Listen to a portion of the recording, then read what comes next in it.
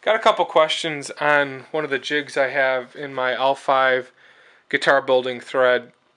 And this is just a simple jig that allows me to do the routing or do my F-holes, depending on what I'm trying to do. It's a multi-purpose jig. And what these T-nuts with the nuts sticking out of them do, allow me to do the binding on a flat level surface with having adjustable bolts.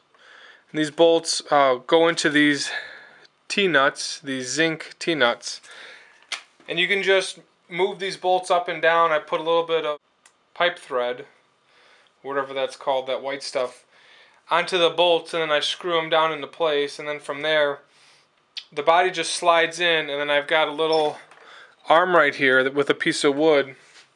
I can block the body in, and with the sides here, with these wood sides, the body stays in place in the jig, and then I can just move the jig around my pin router when I'm doing the binding.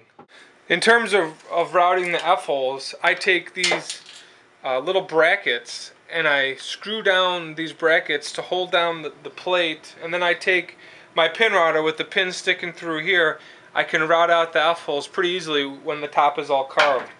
This jig allows me to do two things without having multiple jigs floating around the shop. You can do this for a multitude of types of different guitars. You do Les Paul, Tele, Paul Reed Smith, depending on how you want to do the binding, depending on how you're doing the F-holes.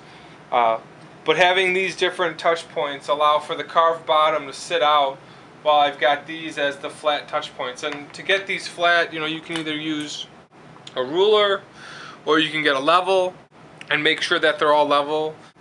I've got my center line drawn so I know where exactly the body fits. On the back side then, it's just a flat, flat piece of plywood with the, T-nuts making sure they don't stick through.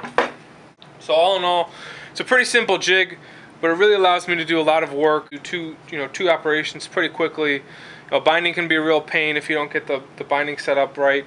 And since I've got a pin router, I could just have the binding set at a flat level and then go around and have the body done correctly. So this is my simple F-hole and binding jig from my L5 copy, and if I needed to, I could probably move these bolts in if I was doing a Les Paul, a Paul Reed Smith or whatever, and just move the boards to hold this thing in place. You only need really 3 points of contact here as you're screwing this down, and once this is set in the jig, the body's not going to move because it's tight, and with this little bolt here I can really push in